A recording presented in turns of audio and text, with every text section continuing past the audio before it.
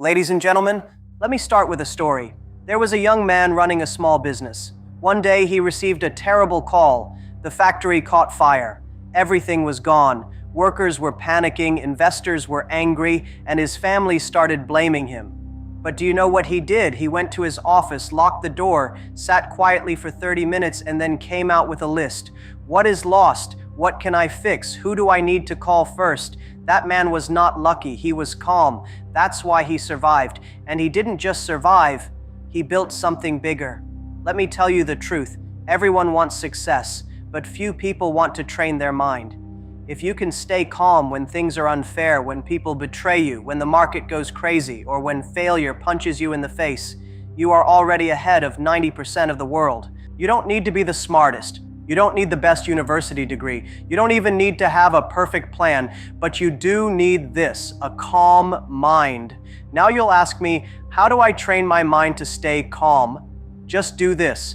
Every morning, sit down for 10 minutes, no phone, no noise, just breathe. Think about what you're grateful for, what you're afraid of, and what matters most today. This small habit is like sharpening your sword. One day, when life throws fire at you, your calmness will be your shield. And when others are panicking, you will lead. So train your mind, not just your muscles. Calmness is the new power. In today's world, people move fast. Everything is urgent. Messages, meetings, decisions, they come like waves, one after another. In the middle of this, it's easy to feel overwhelmed. But here's something many people overlook. When your mind is full of noise, you can't think clearly. When your emotions take control, your decisions suffer. That's why calmness is not just a luxury, it's a necessity for clarity. When you are calm, your mind becomes like still water. Think about it. If you look into a river while it's stormy and turbulent, you see nothing. But if that same water is still, suddenly everything is visible. The rocks, the fish, the depth, the truth. The same goes for your mind. In a state of stress, you see only problems. In a state of calm, you start to see patterns, solutions, and opportunities. This is the power of calmness. It clears the fog and lets you see reality as it is. Clarity does not come from thinking harder or pushing yourself more. It comes from stepping back. It comes from giving your mind space to breathe. Most people try to solve problems by adding more effort, more speed, more urgency, but this often leads to burnout or impulsive choices. Calmness works in the opposite direction. It slows things down. It helps you zoom out. When you're calm, you're able to separate emotion from logic. You're able to respond instead of react. Let's look at decision-making. Whether you're running a company, managing a family, or just figuring out your next step in life, your decisions shape your path. But if you make decisions based on panic or pressure, you often choose what feels safe in the moment rather than what is truly right in the long term. Calmness gives you the space to consider your options without emotional distortion. It gives you time to gather facts, understand perspectives, and evaluate consequences. From that space, clarity emerges.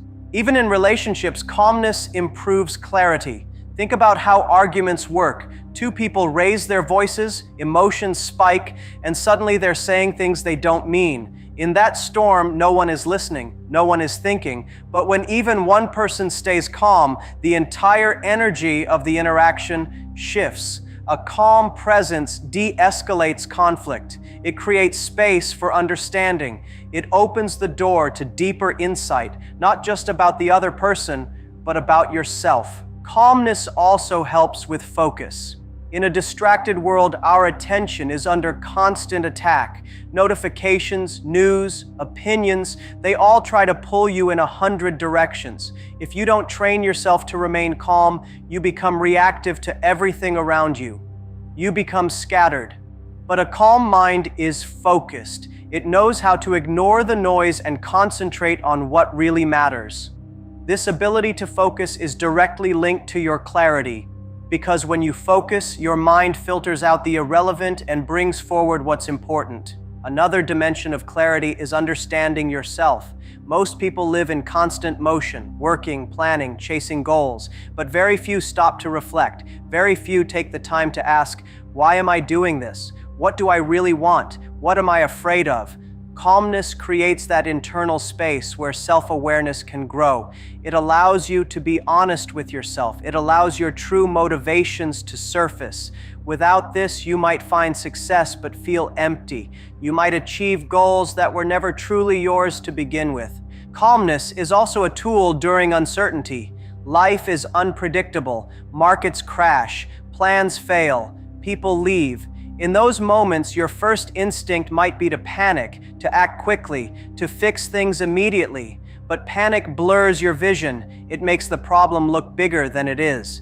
Calmness, on the other hand, keeps you centered. It reminds you that no situation is permanent and no problem is impossible. In calmness, you can ask better questions. You can pause before you act. You can observe without exaggerating or minimizing the facts. You begin to see things as they are, not as your fear makes them appear. Failure is something most people fear. It carries embarrassment, discomfort, and the sting of disappointment. From childhood, we're often taught to avoid failure, to aim for success, to get the right answer, to be perfect. But in the real world, failure is not the opposite of success. It is part of the process. The truth is, everyone fails. The difference is in how people respond to it. Some break down, others break through. The key to progress lies in how you interpret failure, not as punishment, but as information. Failure is feedback. It's the world giving you data. When you fail, something is revealed. Maybe a flaw in your strategy, a gap in your preparation, a weakness in your mindset. But this is not something to be ashamed of. It's something to study. Every failure brings with it a message, if you're willing to listen. The problem is that most people are too focused on the pain to extract the lesson. They let ego get in the way. They want to defend, deny, or disappear. But those who succeed at the highest level are those who see failure as a mirror, one that reflects the truth without sugarcoating it. Think about learning any skill. Playing an instrument, speaking a new language, running a business. You don't get it right the first time. You try and you fail. But each failure teaches you something. If you pay attention, the process becomes more efficient. The mistake that frustrated you yesterday becomes the insight that guides you tomorrow. This is how mastery works, not through instant success, but through constant refinement. Even in sports, elite athletes review their mistakes more than their wins. Why? Because improvement lives in the breakdown. If everything went perfectly, you learn nothing. But if you missed a shot, took the wrong step, made a poor judgment, there's something to study, analyze, and correct. That's why coaches spend hours reviewing losses. They understand the value of feedback.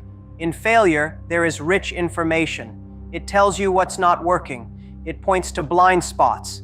It reveals areas you didn't know needed work. Without failure, you are left guessing. Emotionally embracing failure requires strength. It means choosing curiosity over pride. It means being honest with yourself. It means not hiding behind excuses or blaming others. This kind of mental posture is rare, but it's also powerful. Because when you stop fearing failure, you become unstoppable. You take more risks. You try new approaches. You innovate. Fear of failure keeps people stuck, repeating the same moves, avoiding challenges, pretending to know when they don't. But when failure is seen as feedback, you become free to experiment, explore, and grow. Failure is also the fastest teacher. Success feels good, but it doesn't always teach much. In fact, success can be misleading. Sometimes you succeed for the wrong reasons, luck, timing, or someone else's help.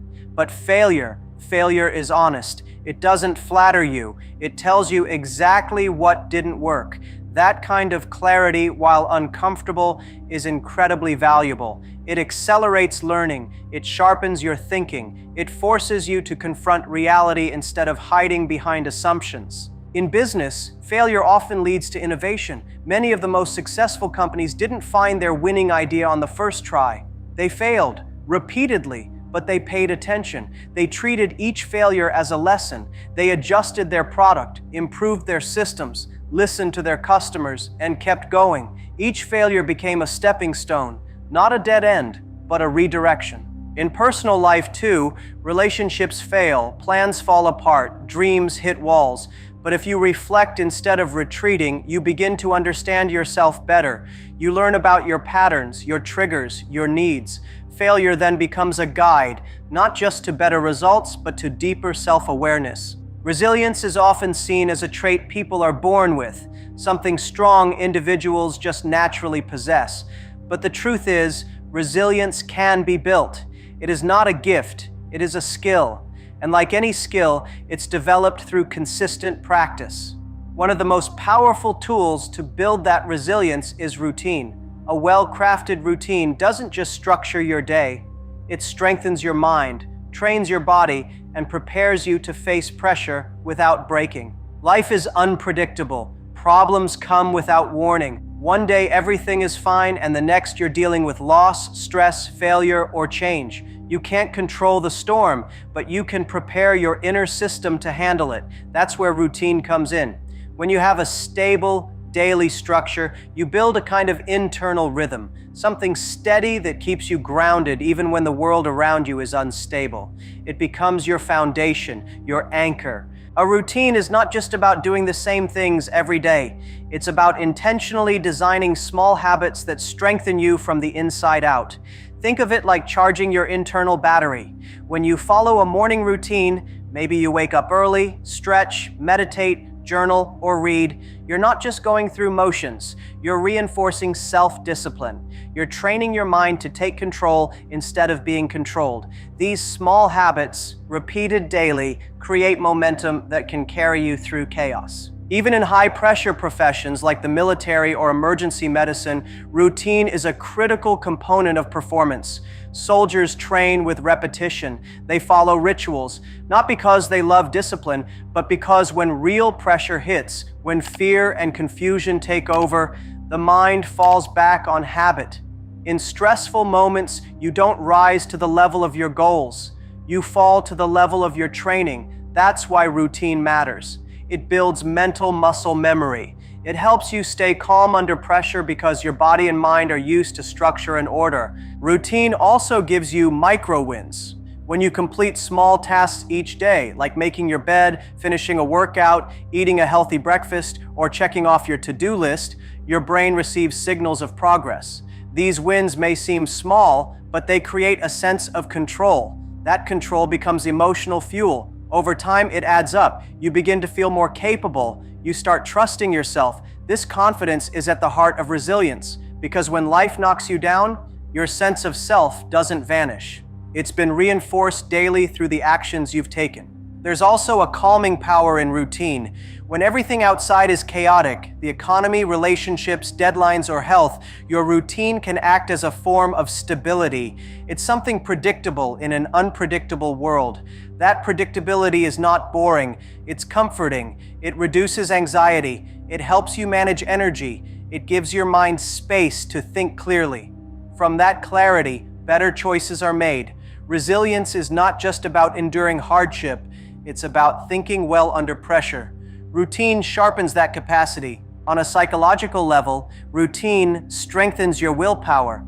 Every time you show up and follow through, even when you don't feel like it, you train your brain to become more disciplined. That discipline turns into emotional toughness. It means that when something hard happens, you don't collapse immediately. You have practice in doing hard things. You've already built the mental habit of not quitting. Resilient people aren't the ones who avoid stress. They're the ones who've trained for it without realizing it, by sticking to a structure even when comfort was an easier option. Routine also helps with recovery.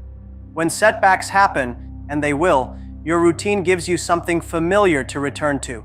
It pulls you back into motion. It shortens the time you spend stuck or paralyzed. Instead of drifting in uncertainty, you wake up the next day and follow your habits.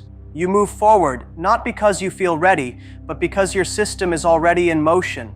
That movement builds resilience layer by layer, day by day, without needing sudden breakthroughs or motivation bursts. One of the greatest sources of stress in life is trying to manage things that are completely outside your control. People worry about what others think, how the world is changing, what the economy will do next, or whether they'll be treated fairly. The mind becomes a battlefield of scenarios, assumptions, and predictions, but the more energy you spend on things beyond your influence, the more powerless and frustrated you feel. That's why one of the strongest habits for mental clarity and peace is learning to focus only on what you can control. There are two zones you operate in every day: the zone of concern and the zone of control. The zone of concern is full of external events: the weather, global news, other people's actions, market shifts, random misfortunes. You might care deeply about these things, but you can't change them directly. Then there's the zone of control: your decisions, your attitude, your habits, your focus, your response. This is where your real power lives. The more time and energy you invest in that inner zone, the more effective and stable you become. When you focus on what you can control, you take responsibility without carrying unnecessary weight. You stop wasting emotional energy trying to fix people or circumstances that aren't yours to manage. You stop fighting reality and instead start shaping your response. This shift in mindset doesn't make life easier, it makes you stronger. It gives you back your agency. Suddenly you're not just reacting to life, you're creating movement within your lane, regardless of what's happening outside it. In difficult times, this principle becomes even more important.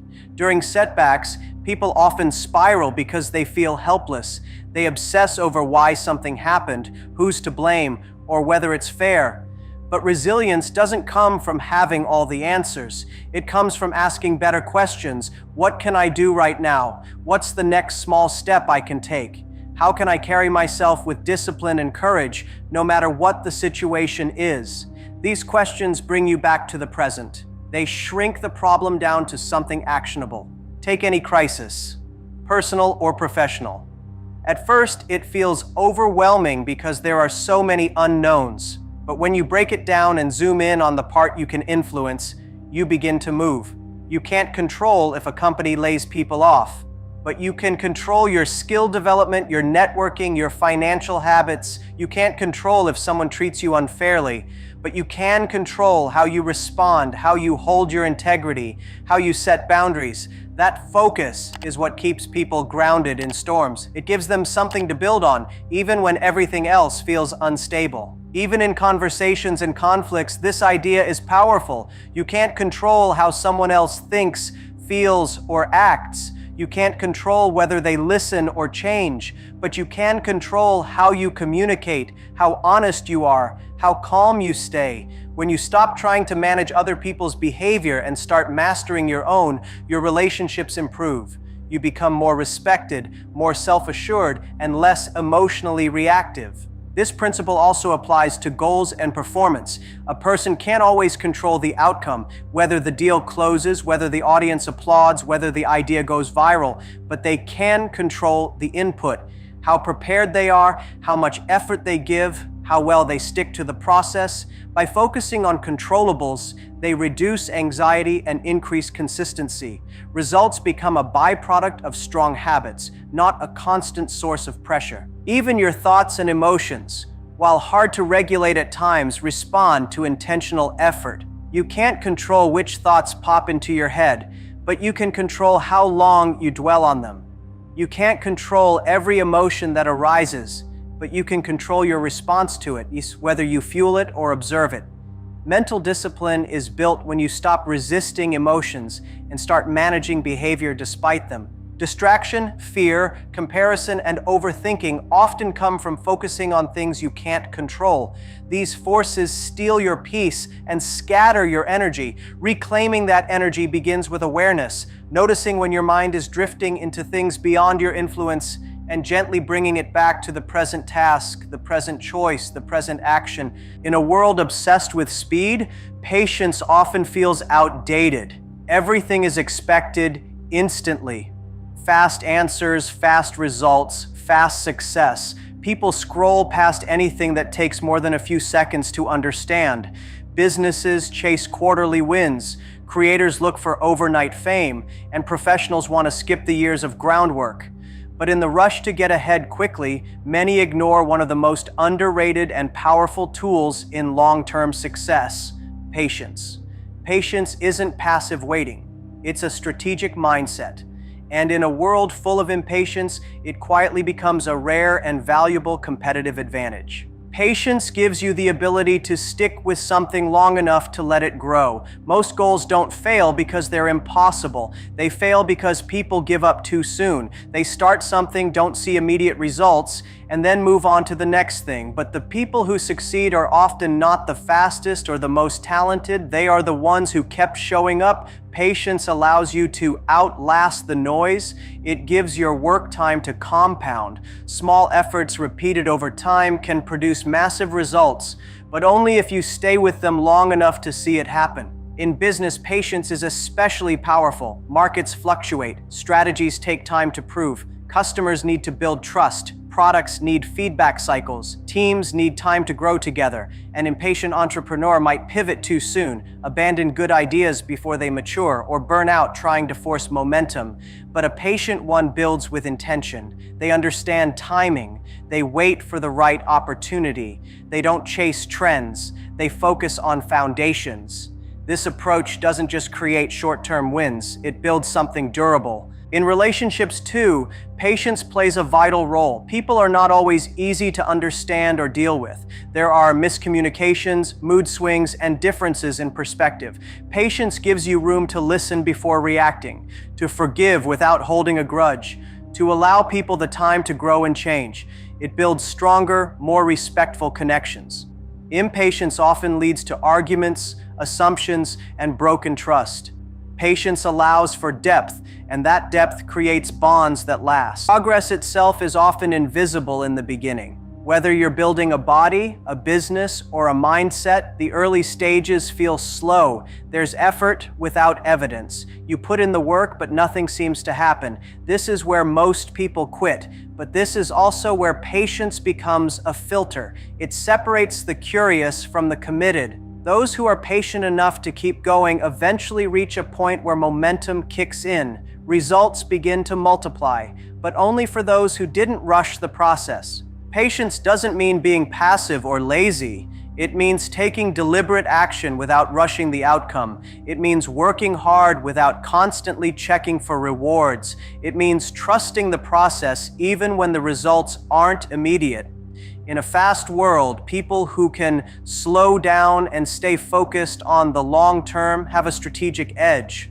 They don't burn out chasing shortcuts. They don't panic when things take time. They move with calm confidence because they understand that real value takes time to build. It also helps with learning.